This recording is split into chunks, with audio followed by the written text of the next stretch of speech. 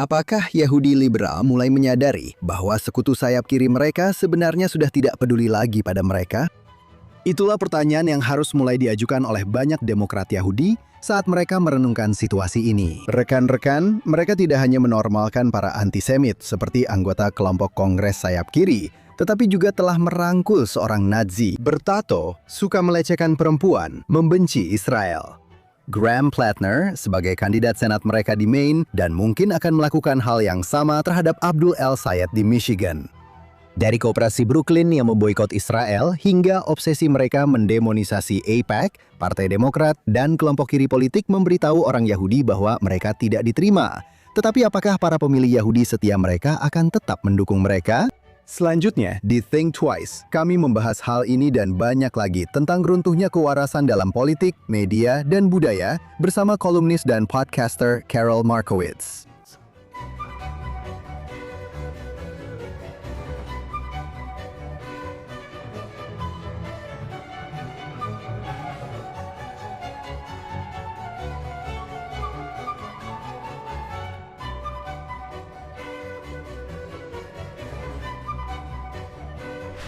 Halo dan selamat datang di Think Twice.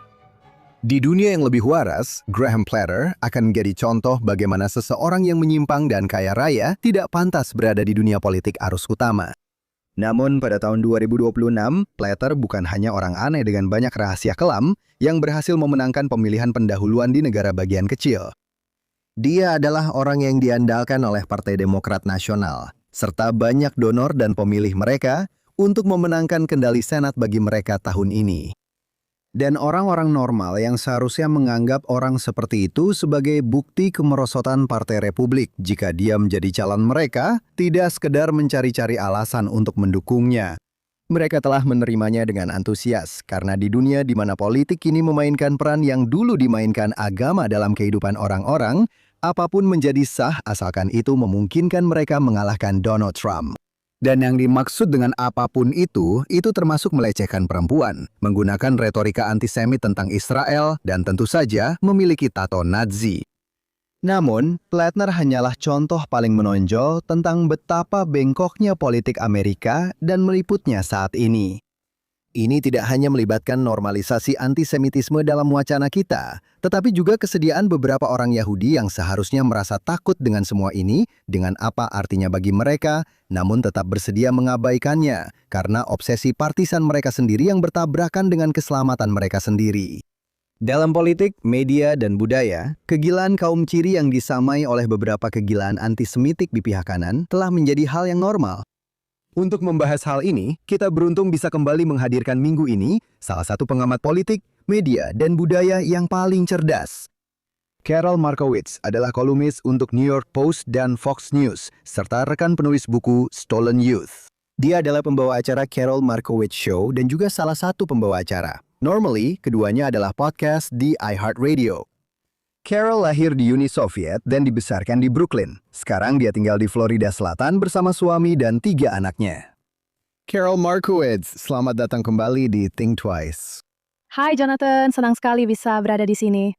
Hai Carol, terima kasih banyak sudah bergabung bersama kami hari ini.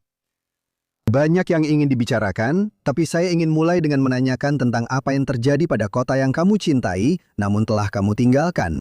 Saya juga begitu. Banyak orang di luar New York cenderung meremehkan pentingnya Zohra Moudani, apa yang dia lakukan. Karena mereka berpikir New York itu di Amerika, dan tidak masalah jika dia mencoba menghidupkan kembali sosialisme, komunisme di sana. Toh itu tidak akan pernah berhasil juga. Tapi menurutmu, dampak apa yang ditimbulkan oleh upaya dia mempopulerkan kegilaan ekonomi, serta antisemitisme terhadap budaya Amerika, dengan melakukannya di tempat yang masih menjadi kota terbesar di Amerika? Dan sampai batas tertentu masih menjadi ibu kota media. Menurutku, ide-ide buruk itu menular. Jadi, anggapan bahwa kita sebaiknya mengabaikan Zohran Moumdani itu konyol. Pertama-tama, ini bukan hanya soal kebijakan ekonominya, bukan hanya soal, kamu tahu, kedekatannya dengan kebencian terhadap Yahudi. Ada banyak hal lain tentang dirinya yang menurutku, kamu tahu, cara dia memasarkan dirinya adalah seolah-olah dia orang yang ceria. Dan bagaimana mungkin kamu tidak menyukai pria ceria dan murah senyum ini? Dan sekarang, para pendukungnya mengatakan hal-hal seperti, kamu suka Knicks menang? Lihat, ini hasil sosialisme. Tapi lebih dari itu, oke itu jelas hanya bercanda. Tapi lebih dari itu, mereka mengatakan hal-hal seperti, lihat, tingkat kejahatan turun di New York City. Ini adalah hasil dari sosialisme. Sekarang kita tahu, tentu saja, bukan itu penyebabnya. Kita tahu bahwa itu karena penegakan hukum, mempertahankan kepala polisi yang luar biasa tetap di posisinya. Juga fakta bahwa dia baru menjadi wali kota selama, kamu tahu, hanya beberapa bulan. Juga fakta bahwa kita baru saja melewati masa-masa COVID yang merupakan masa dengan tingkat kejahatan yang sangat tinggi. Semua itu, kamu tahu, saling berkaitan untuk mengubah apa yang terjadi di New York. Dan dia mengambil pujian atas hal-hal yang sebenarnya tidak ada hubungannya dengan dia.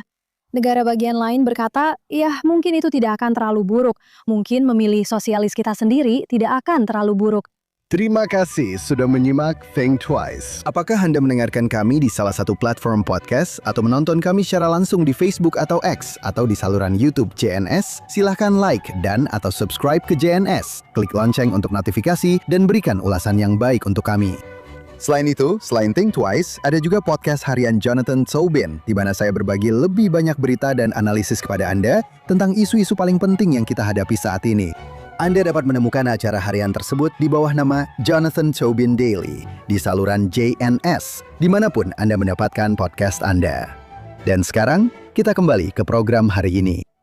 Ya, saya rasa itu adil. Dan tentu saja kita akan membahas tentang masa depan Partai Demokrat dan pergeseran atau bahkan perlombaan mereka ke arah kiri nanti. Tapi mari kita fokus pada satu hal. Satu cerita yang saya tahu Anda ikuti, karena Anda sangat mengenal Brooklyn, seseorang yang telah tinggal di sana hampir sepanjang hidup Anda. Jadi, kisah tentang koperasi makanan Park Slope adalah sesuatu yang Anda ikuti. Tapi sekali lagi, apakah boikot mereka, keputusan mereka untuk memboikot produk Israel, hanyalah contoh bagaimana kaum ekstremis cenderung mendominasi di kantong-kantong urban yang sangat liberal? Atau apakah ini memberitahu kita sesuatu tentang bagaimana Yahudi kiri menghadapi hasutan antisemitisme, bahkan di tempat-tempat di mana mereka merasa paling nyaman, dan sebenarnya tidak benar-benar melawan hal itu dengan cara yang jelas? Keduanya, saya pikir di tempat-tempat yang sangat liberal, suara-suara yang paling keras tentu saja akan mendominasi. Dan suara-suara keras itu selalu terkait dengan kebijakan-kebijakan kiri yang sangat ekstrim. Saya dulu tinggal di Park Slope sebelum kami pindah. Maksud saya berasal dari bagian Brooklyn yang lebih dalam, yang saya suka sebut dengan penuh kasih sayang sebagai Brooklyn yang asli. Tapi kami tinggal di Park Slope selama beberapa tahun sebelum akhirnya kami pergi.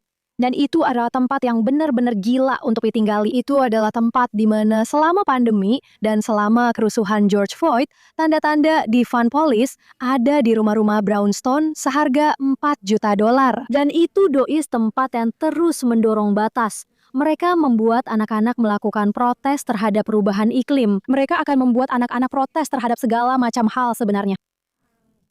Dan jika kamu mengatakan atau melakukan sesuatu yang keluar dari aturan, jika kamu tidak cukup mengikuti garis kiri ekstrim, kamu akan mendapat perlawanan yang sangat keras. Sekarang ketika aku mengatakan itu, aku tidak bermaksud diriku sendiri karena aku seorang konservatif. Mereka akan melakukan ini kepada pihak mereka sendiri. Para kiri akan memaksakan bahasa dan posisi mereka kepada para liberal. Kepada para liberal yang sebenarnya berada di tim yang sama dengan mereka. Dan mereka berhasil membuat mereka benar-benar mengikuti aturan itu dengan sangat baik. Mereka berhasil membuat mereka misalnya berhenti berargumen bahwa sekolah harus dibuka selama COVID. Karena itu menjadi posisi sayap kanan. Meskipun semua orang ini entah bagaimana tetap mengirim anak-anak mereka ke sekolah. Mungkin mereka menyekolahkan anak-anak mereka ke sekolah swasta, atau mereka tinggal di rumah pantai mereka dan mengirim anak-anak mereka ke sekolah di sana. Atau mereka membentuk kelompok belajar sendiri atau apapun itu. Mereka menemukan solusinya untuk anak-anak mereka sendiri, tapi mereka tidak diizinkan untuk mengatakan secara terbuka bahwa sekolah harus dibuka untuk semua anak. Dan saat itu, aku melihat ini dan berpikir, inilah kesetaraan yang kalian perjuangkan di musim panas itu. Inilah yang disebut kesetaraan, di mana hanya sebagian anak yang bisa pergi ke sekolah, dan itu pun hanya jika mereka kaya. Dan inilah yang akhirnya terjadi. Pihak kiri membungkam kelompok yang sedikit kurang kiri, yaitu kaum liberal. Dan akhirnya membuat mereka ikut sejalan. Sekarang ada orang-orang yang melawan Park Slope Food Co-op. Kamu tahu, Ramon Maislin adalah seorang aktivis online yang aktif berdebat dan melawan. Dan berkata, kamu tahu, saya adalah warga Park Slope. Dan dia seorang liberal. Dan dia mengatakan ini tidak bisa diterima. Tapi secara umum, Yahudi liberal sangat diam tentang apa yang dilakukan oleh pihak kiri. Dan mereka tampaknya tidak akan bersuara dalam waktu dekat. Dan akan saya ceritakan padamu, mungkin kita pernah membahas ini sebelumnya. Tapi kami meninggalkan sinagoga kami pada tahun 2019 di Park Slope karena rabi aktivis di sana tidak bisa menemukan kata-kata yang tepat untuk mengatakan apapun tentang orang Yahudi yang secara rutin dipukuli di jalanan Brooklyn karena, tentu saja, para penyerangnya tidak memakai topi merah. Mereka sama sekali bukan orang-orang yang dia harapkan akan dia lawan. Jadi ketika para antisemit itu bukan seperti yang dia inginkan, dia memilih diam selama bertahun-tahun tentang serangan-serangan seperti itu. Dan akhirnya kami merasa kami harus pergi dari sini. Ya, menurutku kamu tahu dinamika di sana itu kalau kamu tahu sejarahnya, itu seperti front populer, tidak ada musuh di pihak kiri. Ya. Menurutku itu masih berlaku. Dan sejujurnya, sampai batas tertentu, ada juga orang di pihak kanan yang memainkan pola yang sama, menganggap tidak ada musuh di kubu kanan. Kita akan membahas itu nanti. Tapi menurutku, rasa takut untuk tidak sejalan dengan tren liberal apapun itu sangat kuat. Dan menurutku itu sangat kuat, terutama bagi Yahudi liberal yang, kamu tahu, memang itulah agama mereka. Ya, Itu sebuah kesalahan. Itu kesalahan yang mereka buat karena menjadikan itu agama mereka. Karena sekarang agama mereka tidak mau ada hubungannya dengan mereka. Dan mereka akhirnya memiliki agama yang sepenuhnya dipolitisasi. Itu telah menjadi gerakan politik jauh lebih daripada sebuah agama. ya, dan menurut saya caranya semacam anti-Israel, Anda tahu, antisemit, anti-Zionisme, yang sebenarnya adalah antisemitisme, tidak hanya menjadi hal yang normal, tapi sudah menjadi ortodoksi. Tentu saja di wilayah-wilayah biru tua dan menyebar ke seluruh negeri. Anda tahu, ini sangat menarik bagi saya. Anda tahu, distrik New York lainnya di mana Dan Goldman, yang Anda tahu adalah satu-satunya Demokrat Yahudi yang masih mewakili New York di DPR, dan dia adalah seorang liberal ortodoks. Dia adalah penasihat hukum untuk, Anda tahu, salah satu pemakzulan Presiden Trump. Dan dia masih mencalonkan diri dengan rekam jejak yang dipertanyakan itu. Dan Anda tahu, kredensialnya tidak bisa lebih sempurna lagi jika Anda seorang Demokrat liberal.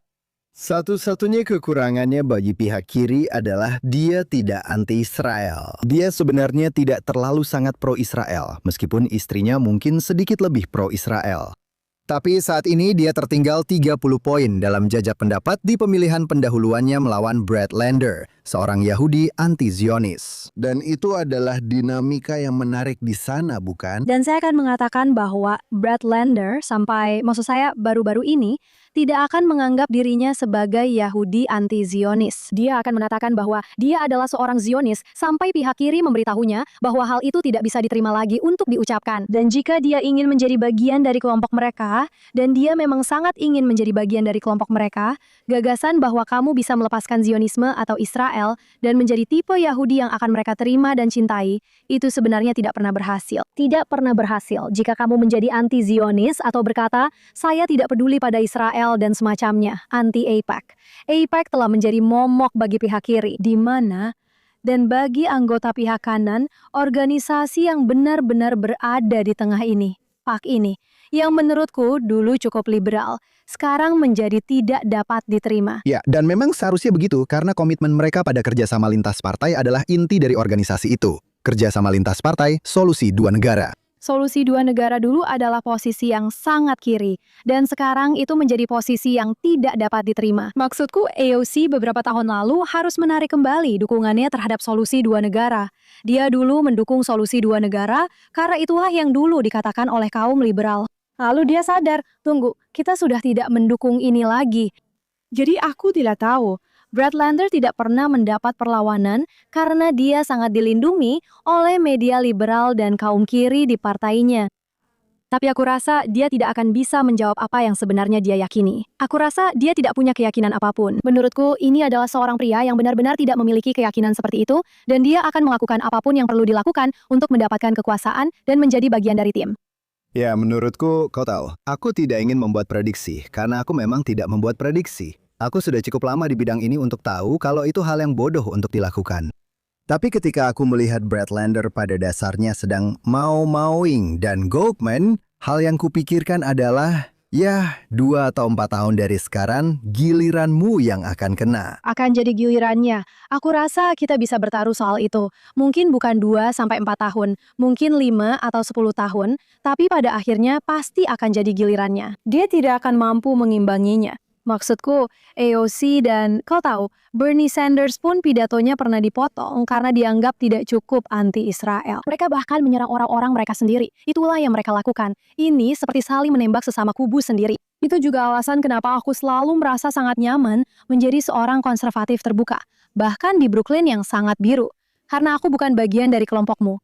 Aku tidak perlu mengatakan kata-kata yang kamu inginkan. Untuk aku katakan, kita tidak perlu takut pada mereka, kan? Sama sekali tidak, dan itu sangat membebaskan. Dan aku selalu bilang ke teman-teman Yahudi aku yang cenderung kiri, kamu bisa saja menjauh dari ini. Kamu tidak harus ikut serta, seperti partisipasimu itulah yang membuatmu begitu takut. Dan begitu kamu tidak ikut serta, rasanya sangat membebaskan. Iya.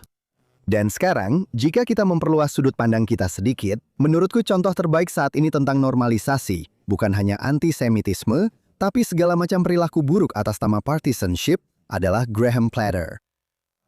Apa artinya tentang Partai Demokrat saat ini bahwa mereka tidak hanya mentolerir sambil menahan diri, tapi mereka benar-benar merangkul mereka sepenuhnya. Dan aku akan memberikanmu sebuah anekdot. Aku berada di New York minggu lalu. Aku sebenarnya sedang di Carnegie Hall, duduk di kafe, tidak mengganggu siapapun. Dan ada 2 wanita kelas atas, mungkin Yahudi, tapi aku tidak menanyakan hal itu kepada mereka.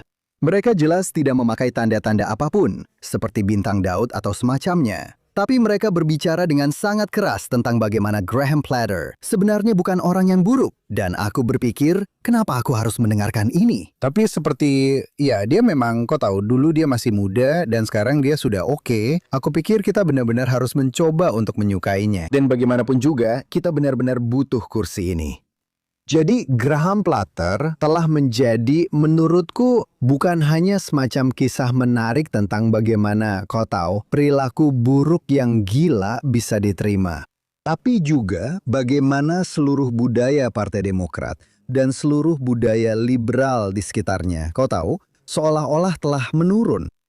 Dan di mana organisasi Yahudi dalam hal ini? Di mana organisasi Yahudi yang telah berdiri bersama Demokrat selama 100 tahun untuk mengatakan, tidak, ini adalah batas bagi kami. Dan kau tahu, ketika mereka bilang seperti, tapi itu juga terjadi di pihak kanan. Ya, aku bisa meyakinkanmu, aku tidak akan mendukung siapapun yang punya tato Nazi. Lalu kamu mungkin bilang, apa? Ya, Apakah kamu tahu gagasan bahwa kita itu sama? Ya, tidak, kita tidak sama. Ya, tentu saja akan ada antisemit di pihak kanan, itu sudah jelas. Saya selalu bilang, bukan berarti antisemitisme tidak akan ada di tempat tertentu. Seperti saya tinggal di Florida. Saya merasa sangat-sangat nyaman di sini sebagai seorang Yahudi. Bukan berarti tidak ada antisemit di sini. Yang kamu cari adalah reaksi dari orang-orang non-Yahudi. Dan reaksinya dari Graham Platter adalah, ya kita butuh kursi itu. Dan kenyataannya, orang-orang Yahudi harus mendukung pria ini. Dan mereka harus memberikan dukungan untuk pria ini. Saya bilang begini, tapi kamu tahu, ini bukan terakhir kalinya mereka akan mendukung seseorang yang punya keterkaitan dengan Nazi. Dan mereka benar-benar perlu memikirkan apa yang mereka lakukan. Dan semua organisasi Yahudi yang selalu saya anggap tidak berguna dan sia-sia, sekarang mereka bahkan lebih tidak berguna daripada sebelumnya. Diam dan ketakutan mereka yang mutlak dalam menghadapi hal ini benar-benar membuat mereka tidak layak. Dan hanya gagasan bahwa mereka tidak punya apa-apa untuk dikatakan tentang orang ini, itu menyedihkan. Aku merasa kasihan pada mereka. ya, dan tentu saja ini juga berlaku untuk kelompok perempuan dan kau tahu, para jurnalis. Ya, benar. Ya. Kau tahu kami salah satu jurnalis New York Times yang kau tahu menjadi salah satu yang terdepan. Jurnalis New York Times yang dulu berada di garis depan Me Too itu sekarang muncul di TV. Pada dasarnya membenarkan dia dan menyerang kau tahu. Salah satu orang yang kau tahu membongkar dia sebagai pelaku kekerasan terhadap perempuan. Benar. Maksudku, Jonathan, mereka butuh kursi itu karena Susan Collins yang sangat konservatif harus dihentikan. Dan itu sangat memprihatinkan. Sungguh memprihatinkan bahwa mereka rela mengabaikan semua ini hanya untuk menghentikan Kau tahu, anggota Senat yang paling moderat, orang yang paling tidak, kau tahu, konservatif. Di Senat, Republikan yang sudah dipengaruhi Trump di Senat ini. Itulah orang yang akan mereka dukung habis-habisan. Seorang pria dengan tato Nazi dan masa lalu yang kelam. Dan satu hal lagi, ini sudah bulan Juni. Kita bahkan belum mulai mengupas cerita tentang Graham Platter. Jika ini saja yang sudah keluar di bulan Juni, bisa kamu bayangkan apa yang akan muncul di bulan Oktober. Ya. Dan kamu tahu, ini sangat menarik. Maksudku, ini akan menjadi ujian yang menarik. Maine punya budaya politik sendiri, seperti setiap negara bagian lainnya. Kamu tahu, punya budaya politik masing-masing. Dan kamu tahu, Collins tetap berada di Senat di sana karena suatu alasan. Dia adalah tipe kandidat mereka. Itulah sebabnya Partai Republik, kamu tahu, Partai Republik sayap kanan di tempat lain tidak mencoba mendukung penantang di pemilihan pendahuluan untuknya. Dan itu memang benar, karena itu bukan ide yang bagus. Tapi kamu tahu, ini akan menjadi kasus uji yang menarik untuk melihat seberapa banyak uang yang bersedia diinvestasikan oleh Demokrat Nasional kepadanya. Dan apakah itu benar-benar akan berhasil. Ya, dan sekali lagi, gagasan bahwa para donor Yahudi akan didekati untuk mendanainya. Dan mereka akan melakukannya karena itu adalah tim mereka. Ya. Aku rasa kamu tidak akan menemukan korelasi itu di pihak kanan. Aku rasa kamu tidak akan menemukan kandidat sayap kanan ekstrim yang anti-Semit dengan tato Nazi yang menggunakan AIPAC sebagai hinaan dan didukung oleh para donor konservatif Yahudi. Itu tidak akan pernah ada. Ya, nah itu perbedaan besar. Sekarang, mengesampingkan Pluton, menurutku pertanyaan yang lebih luas adalah, menurutmu masih ada ruang untuk politisi pro-Israel di Partai Demokrat? Maksudku, kita punya kontes Senat yang menarik lagi di pemilihan pendahuluan Michigan, di mana ada kandidat yang secara terbuka anti-Israel dan anti-Semit, yaitu Abdul Said, yang bersaing melawan kandidat kiri lainnya, Mallory McMorrow, yang tidak terlalu ekstrim. Anti-Israel, tapi kamu tahu, jelas anti-Israel. Dan ada Demokrat pro-Israel yang moderat seperti Haley Stevens, yang sebenarnya, kamu tahu, tidak menentang AIPAC. Tapi menurutmu, ada nggak kamu tahu, mungkin Haley Stevens bisa menang? Ini semacam undian yang menarik, kamu tahu, soal bagaimana hasil pemilihan itu nanti. Tapi menurutmu, apakah ada harapan bagi siapapun yang bukan pembenci Israel untuk menjadi calon presiden dari Partai Demokrat pada 2028? Tidak untuk waktu dekat ini. Dan menurutku itu akan menjadi penanda nyata bagi orang Yahudi di kubu kiri tentang di mana seharusnya mereka berada. Dan aku berharap mereka akhirnya sadar dan mengikuti penanda itu. Aku tidak bisa membayangkan Demokrat berikutnya yang mencalonkan diri sebagai presiden akan mengatakan hal positif tentang Israel atau mendorong hubungan itu dengan cara apapun. Dan lucunya, tidak peduli seberapa banyak orang membicarakan bahwa pihak kanan punya masalah yang sama, aku yakin sekarang bahwa J.D. Vance tidak akan mencalonkan diri sebagai Republikan yang anti-Israel. Dia mungkin, kamu tahu, dianggap kita belum tahu. Ini semua seperti rumor dan informasi tangan kedua. Tapi dia dianggap semacam orang yang anti-Israel di ruangan itu kan? Bukan seperti Pete Heck. Hegseth kurang antusias. Dia jelas tidak terlalu antusias tentang itu. Ya. Namun aku bisa membayangkan dia maju sebagai seorang Republikan yang cukup arus utama dengan ide-ide Republikan yang cukup arus utama tentang Israel. Dan lihat, apakah itu menjadi isu yang kurang populer di kalangan kanan seperti di kiri? Tentu saja, tapi tidak sampai pada tingkat kebencian dan ujaran kebencian yang sama. Dan itu hanya demi kepentingan politik kan? Kamu menyebut Michigan. Aku rasa aku tidak melihat ada Republikan atau Demokrat yang pro-Israel kurasa. Yang mencalonkan diri di Michigan. Itu rasanya agak sulit dibayangkan saat ini. Karena mereka harus mengakomodasi konstituen Muslim yang terus bertambah di sana. Dan mereka harus mengatakan apapun yang perlu mereka katakan untuk menang. Jadi menurutku ini sudah menjadi masalah demografi, tapi juga di pihak kiri, ini menjadi pertanyaan tentang siapa yang berkuasa. Dan bagi mereka, sayap kiri mereka benar-benar telah mengambil alih partai. Itu bukan lagi hanya basis atau pinggiran. Mereka sekarang adalah partainya.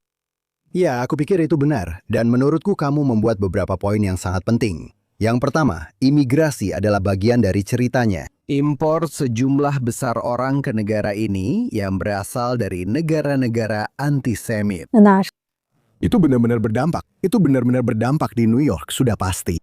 Ya, dan itu juga berdampak, kamu tahu, secara lebih luas.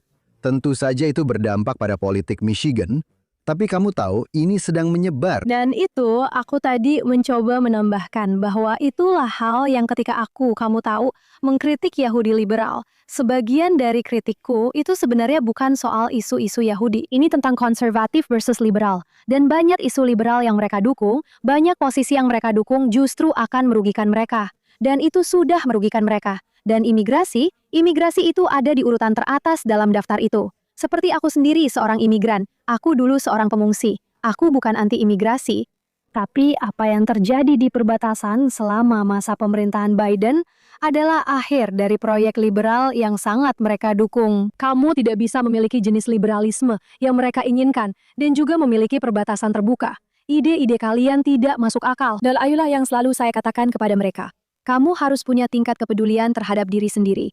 Ide-ide yang kalian miliki, pertama-tama, belum pernah berhasil. Ide-ide itu belum membantu siapapun. Tapi yang kedua, kamu harus sedikit peduli pada dirimu sendiri sebelum kamu peduli pada orang lain, atau kelompok, dan sebagainya. Iya, itu memang benar. Dan itu adalah sesuatu yang sangat sulit dilakukan oleh Yahudi liberal. Karena kamu tahu, mereka tidak hanya memuja keadilan sosial, yang sebenarnya adalah kode mereka untuk politik liberal. Tapi kamu tahu, mereka itu universalis. Kamu tahu, mereka berpikir bahwa gagasan untuk membela bangsamu sendiri, kamu tahu, seperti ada universalisme dan partikularisme dalam Yudaisme. Tapi bagi mereka, itu benar-benar tidak seimbang. Keseimbangannya benar-benar hilang. Benar-benar. Iya. Mereka tidak merasa nyaman. Maksud saya dengar, kamu tahu, bahkan ada contoh klasik tentang ini. Dan saya sudah pernah membicarakannya sebelumnya di podcast ini. Tapi kamu tahu, Jason Alexander yang merupakan aktor Yahudi dan terkenal lewat Seinfeld dan sangat dekat dengan identitas Yahudinya, dia aktif di organisasi-organisasi Yahudi sungguhan. Dia tidak menyembunyikan identitas Yahudinya. Tapi dia pernah bicara tentang betapa tidak nyamannya dia saat membela. Kamu tahu, anak-anak Yahudi yang disandra oleh Hamas. Karena juga ada, kamu tahu, dia tidak ingin hanya menyoroti anak-anak Yahudi. Dibandingkan dengan, kamu tahu, anak-anak Arab yang mungkin juga menderita. Maksudku, itu gila. Itu gila, karena orang-orang Yahudi liberal mengharapkan sekutu liberal mereka untuk mendukung mereka. Tapi ketika mereka tidak melakukannya, mereka tetap tidak memiliki naluri untuk melindungi diri sendiri dan berkata, oke, sekarang kita sendirian, kita harus melakukannya sendiri. Mereka tetap tidak bisa melakukannya. Dan itu adalah lompatan yang aku benar-benar tidak mengerti. Oke, aku paham, kamu pikir teman-temanmu mendukungmu, dan tiba-tiba kamu melihat sekeliling dan kamu berdiri sendirian. Tapi bagaimana kamu tetap tidak membela dirimu sendiri? Bagaimana kamu tetap tidak bangkit dan melakukan apa yang perlu kamu lakukan untuk bertahan hidup? Ya, itu benar sekali. Dan itu, kamu tahu, itu tragis sekaligus agak gila secara politik. Sekarang, seperti yang sudah kamu katakan, ada kontras yang kuat dengan Partai Republik, kamu tahu, dalam isu-isu ini. Meskipun ada kegaduhan dari podcaster antisemit, para pejabat GOP masih hampir secara bulat pro-Israel. Dan terutama sekarang setelah kekalahan Thomas Massie. Tapi mengingat hasil jajak pendapat di kalangan anak muda, kaum muda Partai Republik dan juga kaum muda Partai Demokrat, apakah kamu yakin akan tetap seperti itu? Yakin? Cukup yakin. Aku pikir saat para pemilih muda ini bertambah usia, mereka akan menjadi lebih bijak dan pandangan mereka akan menjadi sedikit lebih tajam. Dan mereka tidak akan semudah itu terpengaruh oleh hal-hal yang mereka dengar di internet atau video pendek di Reels atau TikTok yang mereka temui. Aku pikir itu akan menjadi sebuah perubahan. Tapi apakah aku pikir organisasi pro-Israel secara umum sudah melakukan pekerjaan yang baik dalam hal penyampaian pesan atau advokasi apapun? Aku tidak berpikir begitu. Dan menurutku memang tidak ada organisasi Yahudi konservatif yang melakukan hal seperti itu. Tentu saja, ada organisasi Yahudi konservatif, tapi tidak ada satupun yang melakukan kegiatan seperti penyuluhan atau penyampaian pesan atau hal semacam itu. Dan aku pikir kita tertinggal dalam hal itu. Aku benar-benar merasa begitu. Gagasan bahwa para pemuda berbalik melawan kita mungkin benar, tapi mereka masih muda. Mereka mudah dibentuk, mereka bisa berubah pikiran, dan seharusnya kita melihatnya seperti itu. Kita seharusnya melihatnya sebagai kesempatan untuk berdiskusi dan menjadi lebih baik dalam melakukan percakapan itu. Saya juga merasa bahwa yang benar-benar membuat saya sedih adalah seringkali, dan ini bukan hanya orang tua Yahudi, tapi orang tua pada umumnya sangat kesulitan membicarakan nilai-nilai mereka kepada anak-anak mereka. Itu sangat membingungkan bagi saya. Dan Bethany Manol dan saya, kami pernah tampil di acara Anda setelah kami menulis buku kami, Stolen Youth. Dan begitu banyak orang tua yang mendatangi kami dan berkata, Anda tahu, saya kehilangan anak saya karena pada dasarnya dia menjadi seorang komunis ketika dia kuliah. Dan saya juga mendengar ini dari orang tua Yahudi. Misalnya, anak-anak saya jadi anti-Israel. Saya bilang, nah, apakah Anda pernah membicarakannya di rumah? Seperti, apakah Anda pernah berdiskusi tentang mengapa Israel itu penting, bukan hanya untuk orang Yahudi, tapi juga untuk dunia Barat dan semua itu? Dan mereka bilang, tidak, saya tidak pernah. Dan saya bilang, ya, saya tidak mau bilang Anda melewatkan sesuatu, tapi disinilah semuanya dimulai. Itu dimulai di rumah Anda, saat Anda berbicara dengan anak-anak Anda dan menyampaikan sebuah pesan. Dan itulah yang membuat orang merasa tidak nyaman, seperti mereka tidak ingin mencuci otak anak-anak mereka. Oke. Ya, kalau begitu, mereka malah dicuci otak di TikTok. Anda tetap saja menyerahkan masalah mereka ke pihak lain. Informasi. Benar-benar menyerahkan pembentukan opini mereka, pembentukan pendapat itu saat mereka masih remaja. Kamu bilang, biarkan orang lain yang melakukannya. Dan aku selalu bilang ke anak-anakku, pendapatku yang paling benar. Kamu tahu, dan mereka, kamu tahu, mereka menertawakan itu. Tapi memang begitu cara aku ingin mereka melihatnya. Maksudku, aku tidak asal punya pendapat ini. Ini semua latar belakangku.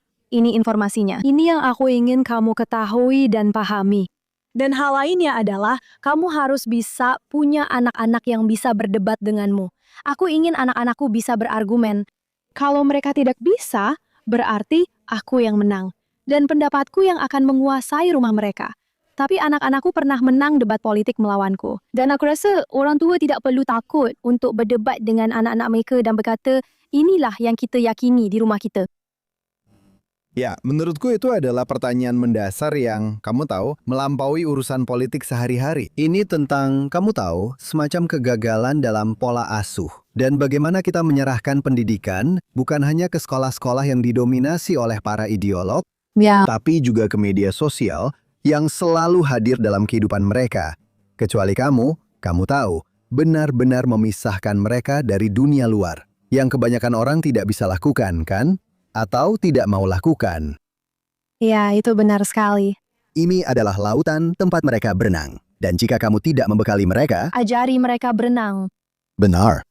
Dan terlalu banyak, terutama Yahudi liberal, sangat buruk dalam hal itu. Dan itulah sebabnya mereka kehilangan anak-anak mereka. Mereka tidak akan seburuk itu dalam hal itu, seperti dalam hal aborsi. Mereka bilang, Inilah yang kami yakini di rumah ini soal aborsi. Kenapa kamu tidak bisa melakukan hal yang sama soal Israel? Kenapa kamu tidak bisa bilang, inilah yang kami yakini di rumah kami soal Israel? Saya tidak berpikir ada perbedaan di sana. Saya rasa apa yang mereka katakan tentang aborsi adalah bahwa pendapat sayalah yang benar. Ini yang seharusnya kamu yakini. Kamu juga bisa melakukan itu pada topik lain. Dan kamu seharusnya begitu. ya tentu saja. Sebelum kita meninggalkan Partai Republik, saya ingin kembali sebentar ke Vance, J.D. Vance, yang kamu tahu punya kisah yang menarik. Dan kamu tahu, dia masih jelas menjadi kandidat terdepan dan pamornya naik minggu ini. Jelas, kamu tahu, dengan kesepakatan Iran yang akan kita bahas selanjutnya, yang ingin saya bahas selanjutnya. Tapi pertanyaan bagi saya bukan apakah dia akan menatakan hal-hal pro-Israel yang arus utama saat dia mencalonkan diri sebagai presiden. Dia sudah melakukan itu pada tahun 2020 sebelumnya. Maksud saya, dia pergi ke Quincy Institute yang merupakan lembaga think tank anti-Israel yang buruk. Dan dia memberikan pidato yang sangat pro-Israel. Pidato pro-Israel yang sangat bagus tentang bagaimana Israel adalah sekutu Amerika MAGA yang ideal. Tapi bagi saya, persoalannya dengan dia adalah, apakah dia masih akan berteman dengan Tucker Carlson? Apakah dia masih akan bersikap netral seperti tahun lalu di konferensi Turning Point, netral soal antisemitisme Carlson? Itulah pertanyaan menarik bagi saya tentang dirinya. Saya rasa dalam setahun terakhir banyak hal telah terjadi sejak konferensi Turning Point itu. Ya, Sudah 6 bulan. Ya, 6 bulan. Benar ya? aku penasaran, apakah sekarang masih sama? Maksudku, saat kita merekam ini, dia sedang tampil di acara Megyn Kelly hari ini. Jadi, apakah itu berarti dia juga akan tampil di acara Tucker Carlson? Apakah itu berarti dia akan melakukannya? Dia sedang tur buku. Dan acara Tucker Carlson memang masuk akal untuk tur buku. Tapi, apakah dia akan melakukannya? Menurutku sekarang dia jauh lebih berhitung tentang apakah dukungan Tucker dan afiliasi Tucker untuknya adalah hal yang baik atau buruk. Dan lihat, mungkin persahabatan dengan Tucker bukan hal yang mendiskualifikasi di Partai Republik, meskipun aku tidak begitu yakin. Menurutku seharusnya begitu, benar. Atau aku tidak tahu apakah itu tidak akan menjadi masalah, tapi itu pasti akan sangat berpengaruh di pemilihan umum. Dan menurutku, J.D. Vance adalah tipe pria yang selalu berpikir jauh ke depan. Jadi kalau kita melihat dia tampil di acara Tucker dan kamu tahu pertama-tama, menurutku itu berarti dia khawatir dengan posisinya di pemilihan pendahuluan Partai Republik di masa depan. Karena kalau tidak masuk akal baginya untuk tampil di acara itu. Tapi itu juga berarti dia sejalan dengan Tucker dalam hal keyakinan mereka. Dan itu akan menjadi tanda pada saat itu. Aku agak memberi J.D. Vance sedikit lebih banyak toleransi dibandingkan banyak konservatif Yahudi lainnya. Hanya karena menurutku, banyak hal yang kita dengar tentang dia itu sangat tidak langsung. Dan seperti yang aku bilang, aku tidak akan menjadi orang Yahudi yang mendukung kandidat bertato Nazi. Dan maksudku itu juga secara metaforis. Jika aku memang melihat langsung dari J.D. Vance, kamu tahu, perilakunya, atau bahasa yang menurutku tidak bisa diterima atau sudah melewati batas, aku akan langsung selesai dengannya. Tapi aku belum melihat itu sampai sekarang. Dan menurutku penting bagi Yahudi konservatif untuk menyadari bahwa banyak cerita yang kita dengar tentang apa yang dipikirkan Vance atau pandangan dunia Vance itu bukan berasal dari Vance. Ya, memang. Dia sangat strategis soal itu. Dan juga, dia belum lama terjun ke dunia politik. Maksudku, kamu tahu. Itu baru, kamu tahu. Pada dasarnya, kamu tahu. Tahun 2021, dia hanyalah seseorang yang mencalonkan diri untuk Senat di Ohio. Hanya di antara banyak kandidat lain. Kamu tahu, dan itu lucu. Menurutku, dia sudah hebat sejak saat itu. Dulu, aku benar-benar mendukung J.D. Vance sepenuhnya. Aku akan jujur mengakui, aku sangat antusias terhadapnya. Dan aku bahkan antusias ketika Trump memasukkannya ke dalam tiket TV. Karena menurutku gagasannya tentang merangkul kelas pekerja, tentang berpikir berbeda mengenai banyak isu, semacam sudut pandang konservatif nasional benar-benar masuk akal. Iya, kami bukan orang bodoh. Kami tidak akan tetap di sana hanya karena, kamu tahu, jika situasinya berubah, pendapat kami juga akan berubah. Ya, tapi saya harus mengakui bahwa begitu dia pergi ke Turning Point dan membuat pernyataan bahwa dia tidak akan menghakimi antara, kamu tahu, apa yang dikatakan Ben Shapiro tentang antisemitisme dan apa yang dikatakan Tucker, disitulah saya berkata, cukup, tolong, soal J.D. Vance. Bisakah saya diyakinkan kembali? Mungkin, tapi saya rasa tidak. Tapi yang ingin saya katakan lagi adalah bahwa dulu Tucker sangat halus tentang banyak hal untuk waktu yang sangat lama. Maksud saya, bahkan saya punya teman-teman Yahudi yang tidak mengerti kenapa saya berbalik menentang Tucker. Dan mereka akan bertanya, seperti, apa yang sudah dia katakan? Dan saya tidak bisa merangkum dengan singkat apa yang dia katakan. Itu tidak seperti Nick Fuentes. Kamu tahu, itu seperti agak samar. Hanya fakta bahwa dia membicarakan Israel di setiap acaranya. Itu bukan sesuatu yang disampaikan secara langsung. Dan saya pikir sejak saat itu, Tucker jadi jauh lebih langsung. Saya pikir seperti komentarnya tentang Habat itu, kamu tahu, sesuatu yang sekarang sudah tidak bisa lagi kamu bilang. Dia hanya membicarakan Israel. Sekarang, dia membicarakan Yudaisme dan agamanya. Menurut saya, kemunculan saudara laki-lakinya di media sosial itu seperti saudara laki-lakinya mengatakan hal-hal yang Tucker harap bisa dia katakan. Dan saya pikir banyak orang yang melihat itu. Semua itu saya rasa 6 bulan terakhir telah mengubah pandangan orang-orang terhadap Tucker. Tapi tetap saja, saya masih bertemu dengan orang-orang yang pro-Israel atau bahkan Yahudi atau bersimpati pada perjuangan Yahudi atau semacamnya. Dan mereka tidak mengerti apa yang terjadi dengan Tucker. Mereka tidak paham apa yang sebenarnya terjadi. Mereka masih belum tahu detailnya. Dan itu, kamu tahu, juga berlaku untuk kaum konservatif Yahudi. Seperti kita seharusnya, aku sudah lama berpikir seharusnya ada sebuah proyek untuk menjelaskan apa hubungan antara apa yang dikatakan Tucker, karena itu masih cukup samar. Ya menurutku sebagai seseorang yang cukup awal, kamu tahu, atau lebih dulu memahami apa yang dilakukan Tucker. Seperti yang dulu sering aku katakan saat dia masih di Fox News, dari jam 8 sampai 9 malam. Itu adalah satu-satunya jam di Fox News di mana kata Israel tidak pernah diucapkan. Karena itu adalah sesuatu yang tidak bisa dia sentuh. Dan setelah, kamu tahu, setelah dia keluar dan membuat acaranya sendiri, maka semua batasan itu hilang. Tapi sebenarnya itu adalah pengantar yang cukup bagus. Sekarang saya ingin beralih ke apa yang jelas merupakan berita terbesar minggu ini, yaitu Trump mengakhiri perang dengan Iran melalui sebuah kesepakatan yang syarat-syaratnya belum diungkapkan. Tapi banyak dari kita membandingkannya dengan apa yang dilakukan Barack Obama. Menurutmu, kenapa Trump memilih untuk pada dasarnya menyerah dalam isu yang sudah dia pertaruhkan begitu banyak modal politik yang menurut saya dia tidak bisa benar-benar dapatkan kembali di akhir tahun seperti ini? Dan menurutmu, apa arti semua ini bukan hanya tentang aliansi dengan Israel, tapi juga masa depan Partai Republik? Kamu tahu, dengan fans yang tampaknya, kamu tahu, lagi-lagi lebih banyak terjadi di balik layar.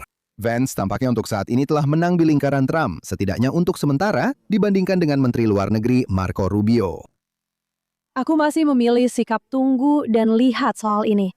Saat kita merekam ini, kita belum melihat rincian kesepakatannya. Lucu karena bukan berarti aku punya keyakinan pada Trump.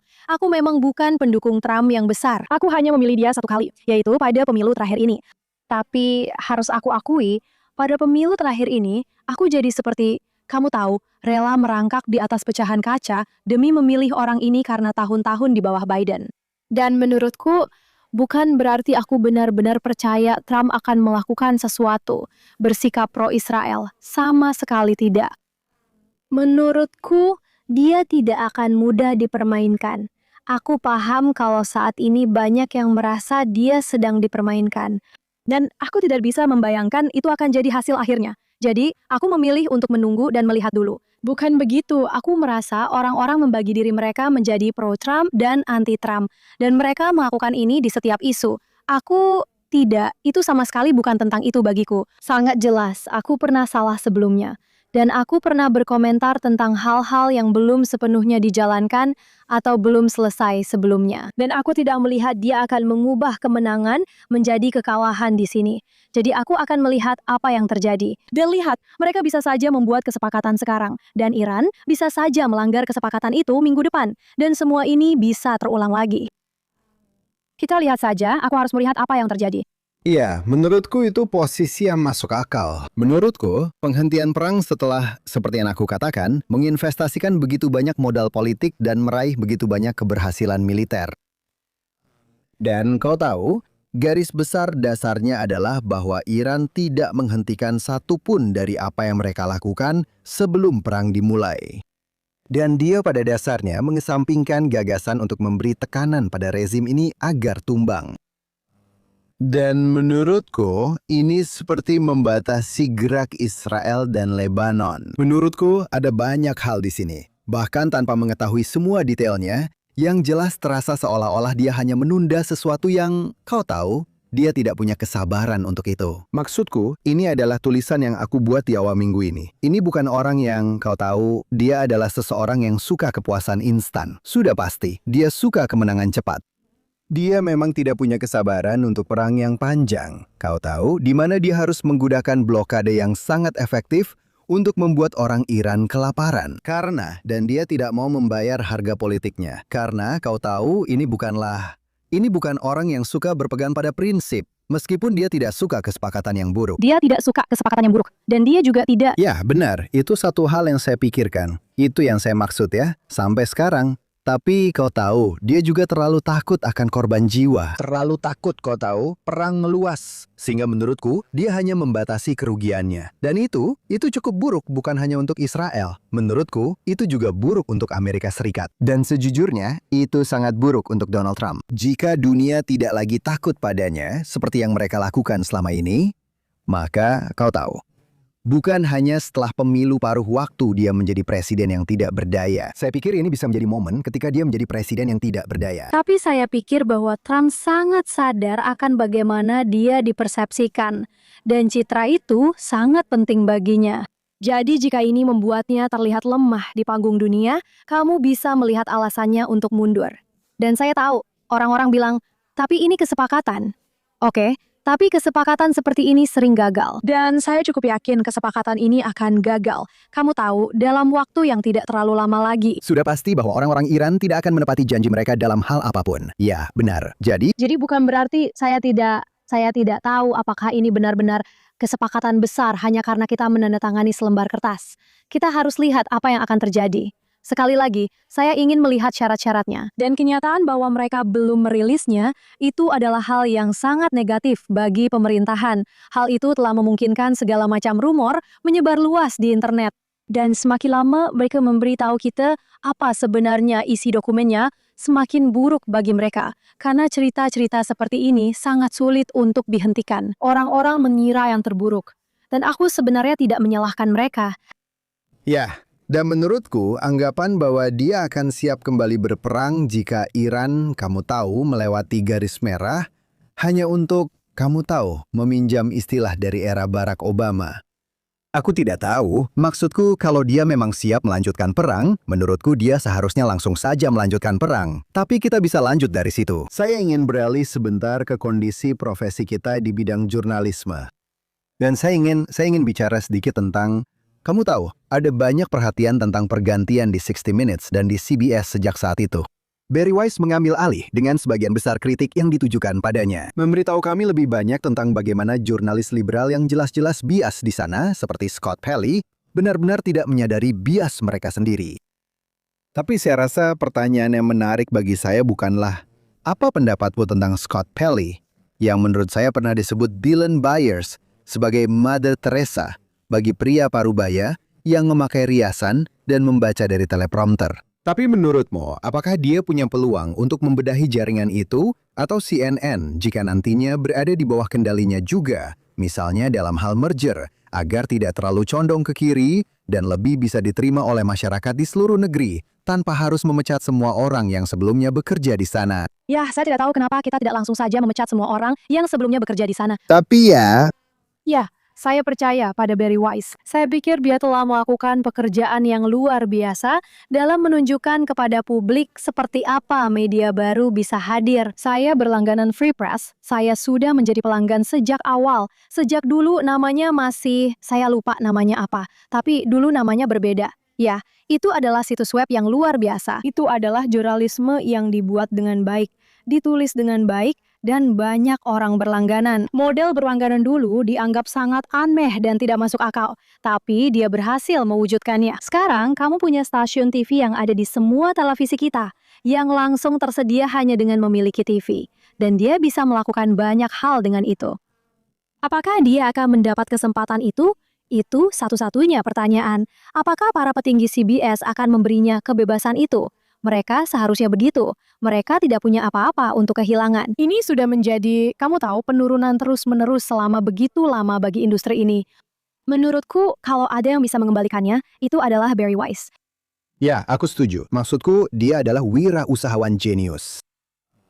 Dan pertanyaannya adalah, kamu tahu kenapa? Kamu tahu kenapa tidak ada seseorang yang pernah bekerja di salah satu, kamu tahu, yang mengendalikan salah satu jaringan ini, tidak sampai pada kesimpulan yang sama seperti yang dilakukan Roger Ailes dan Rupert Murdoch 30 tahun lalu dengan Fox News, di mana ada kutipan terkenal dari Charles Krauthammer tentang itu. Kamu tahu, di mana mereka menemukan ceruk pasar yang kurang terlayani, yang terdiri dari setengah rakyat Amerika. Benar. CBS juga bisa melakukan hal yang sama jika mereka mau. Ya, kamu tahu, aku akan bilang bahwa dalam beberapa tahun terakhir, yang dicari semua kaum konservatif hanyalah agar mereka tidak dibenci secara terbuka. Aku bahkan tidak berpikir mereka benar-benar mencari program bernuansa konservatif. Aku pikir itulah yang sedang dicoba dilakukan Barry di CBS, membuat agar kamu tidak harus berada di pihak kiri untuk menonton acara ini. Acara ini tidak akan menyinggungmu. Acara ini tidak akan menyinggung pihakmu. Dan itulah sebenarnya inti dari semuanya.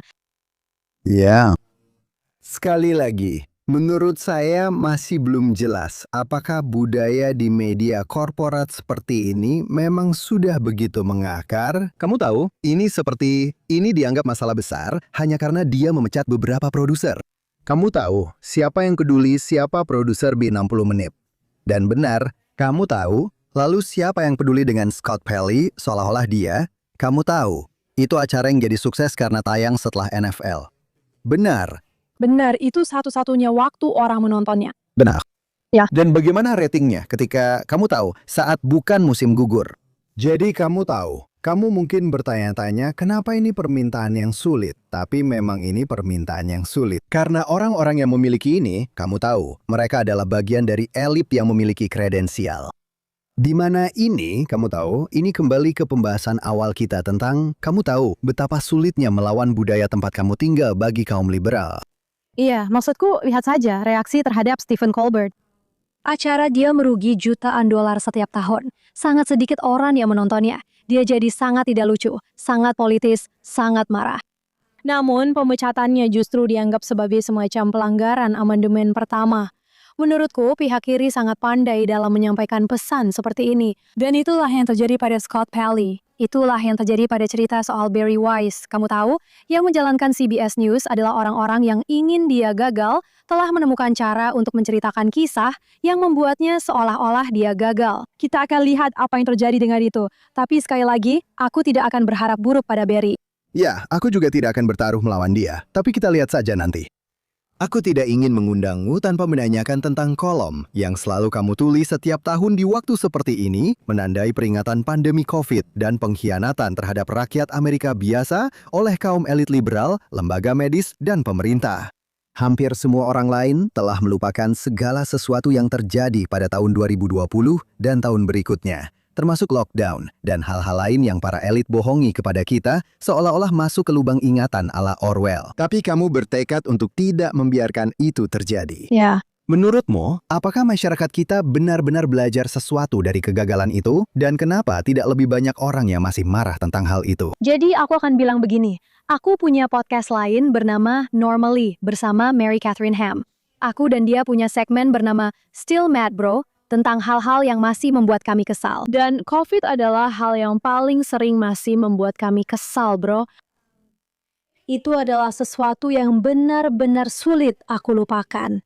Dan anak-anakku baik-baik saja setelah itu. Aku memindahkan mereka ke Florida. Mereka tetap bersekolah bahkan saat sekolah-sekolah ditutup di New York City. Tapi kamu tahu, kamu tadi kita bicara tentang JD Vance dan berbicara kepada kelas pekerja di Amerika. Aku berasal dari daerah miskin di Brooklyn. Aku tumbuh di tempat yang berbahaya dan kamu tahu tidak menyenangkan. Dan aku punya banyak teman di sana dan masih punya sampai sekarang. Dan aku melihat apa yang dilakukan terhadap anak-anak yang orang tuanya tidak bisa membawa mereka ke Florida dan yang tidak bisa mendapatkan layanan yang mereka butuhkan. Dan aku tidak akan pernah memaafkan atau melupakan.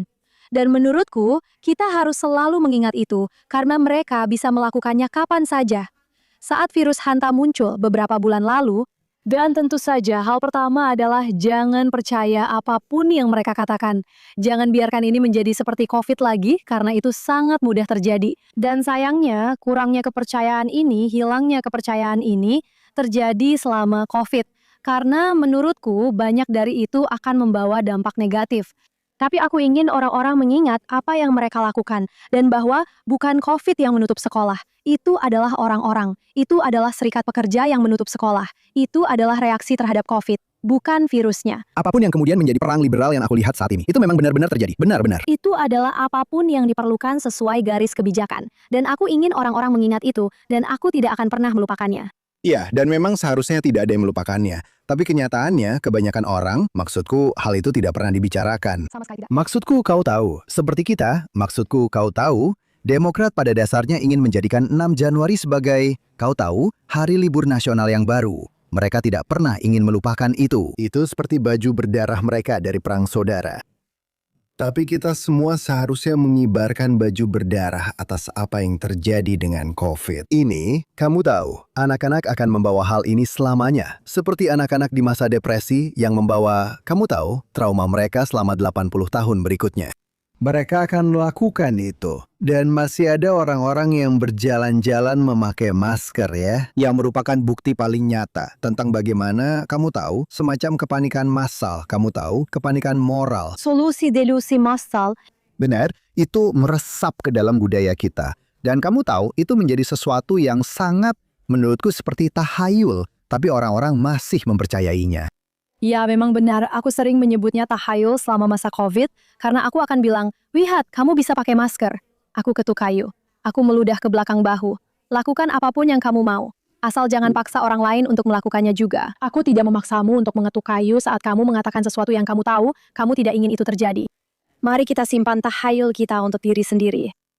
Ya, memang aneh, tapi itu tetap ada. Dan semoga saja tidak terjadi lagi, kamu tahu, semacam keadaan darurat kesehatan.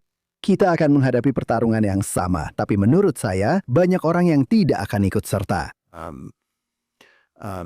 Ngomong-ngomong, pertanyaan terakhir saya untukmu, dan 4 Juli sudah hampir tiba. Dan pertanyaan tentang peringatan 250 tahun Amerika yang saya tanyakan pada diri saya sendiri adalah, mengapa sesquicentennial ini tidak dirayakan dengan cara yang lebih bipartisan? Apakah masalahnya hanya karena egoisme Trump dan selera yang dipertanyakan tentang lingkungan dan hal-hal lain di DC?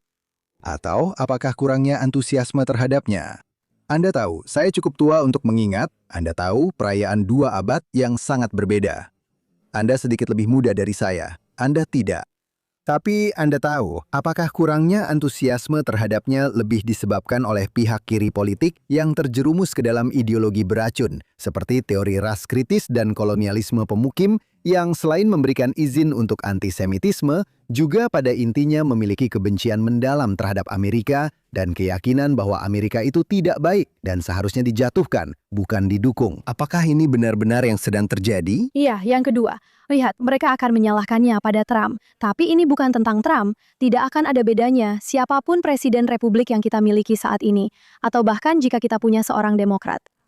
Aku lupa namanya, tapi anggota Dewan Redaksi New York Times yang mengatakan bahwa bendera-bendera Amerika di Long Island, dan ini terjadi selama pemerintahan Biden, membuatnya merasa ngeri. Ini bukan tentang Trump, ini tentang fakta bahwa kita memiliki negara terbesar yang pernah ada, dan tidak ada apresiasi terhadapnya dari sebagian besar penduduk. Dan aku akan bilang lagi, ini semua kembali ke pola asuh orang tua. Apakah anak-anakmu tahu bahwa mereka adalah orang-orang paling beruntung yang pernah hidup karena mereka bisa tinggal di negara ini? Dan jika jawabannya tidak, maka pulanglah dan ajarkan itu kepada anak-anakmu, karena memang benar begitu adanya. Kamu tahu, di bulan Juli, aku juga merayakan Americaversary-ku, hari ketika ibuku dan aku datang ke Amerika, 20 Juli. Setiap tahun, aku selalu menulis sesuatu tentang itu. Tidak ada satu hari pun di mana aku tidak merasa beruntung dan diberkati, serta memikirkan kenyataan bahwa hidupku bisa saja sangat berbeda, bisa saja tumbuh besar di Uni Soviet. Dan tetap saja aku bisa tinggal bukan hanya di Amerika, aku bisa tinggal di negara bagian yang paling bebas, punya 3 anak yang, kamu tahu, sangat bebas dan luar biasa. Dan menurutku tidak apa-apa untuk bersikap berlebihan tentang hal itu. Dan aku akan merayakan 4 Juli habis-habisan. Kalau kamu ada di sekitarku saat tanggal 4 Juli, aku akan sangat patriotik dan berlebihan. Dan aku tidak peduli siapa yang melihatnya. Merah, putih, dan biru. Iya, aku sudah membuat kaos, aku benar-benar siap. Baguslah, aku pikir itu poin yang penting. Dan menurutku ini adalah sesuatu yang tidak boleh kita abaikan. Karena kamu tahu, patriotisme mungkin sudah tidak tren lagi, terutama di kalangan elit berpendidikan dan budaya liberal. Iya, tapi kita harus. Baik kita datang ke negara ini atau lahir di sini, kamu tahu, kebebasan kita, yang sekarang sangat terancam karena perubahan budaya politik kita, harus dibela. Dan kamu tahu, menurutku, garis pemisah di negara ini yang aku lihat adalah di mana orang-orang secara terbuka menunjukkan patriotisme. Dan kamu tahu, di mana mereka ikut bernyanyi bersama lagu kebangsaan saat pertandingan olahraga. Dan bagaimana mereka bereaksi terhadap, kamu tahu, pernyataan patriotisme yang terbuka. Dan kamu tahu, kita seharusnya tidak malu untuk menikmatinya. Tentu saja, kamu bisa menemukan rumahku dengan bendera Amerika di luar. Oke, sangat bagus. Baiklah Carol, terima kasih banyak sudah bergabung bersama kami hari ini. Bagaimana para penonton dan pendengar kami bisa mengikuti karya Anda? Saya ada di Carol, hanya Carol Markowitz, di X. Saya menulis kolom secara rutin di New York Post dan Fox News. Dan saya punya 2 podcast, yaitu The Carol Markowitz Show dan Normally. Anda bisa mengunduhnya di mana saja Anda mendapatkan podcast Anda. Luar biasa. Kami juga ingin berterima kasih kepada para penonton kami. Jangan lupa untuk mendengarkan setiap hari Jonathan Tobin Daily Edition yang bisa Anda dengarkan di mana saja Anda mendapatkan podcast Anda. Dan apakah Anda mendengarkan kami di salah satu platform tersebut atau menonton kami secara langsung di Facebook, X, atau di saluran YouTube JNS? Mohon untuk menyukai dan atau berlangganan JNS. Klik lonceng untuk mendapatkan notifikasi dan beri kami ulasan positif. Silakan tulis kepada kami di Think Twice di jns.org dan beritahu kami di mana Anda mendengarkan atau menonton acara ini serta pendapat Anda tentangnya. Dan ingat, teruslah membaca dan berpikir untuk diri sendiri. Sampai jumpa lagi minggu depan.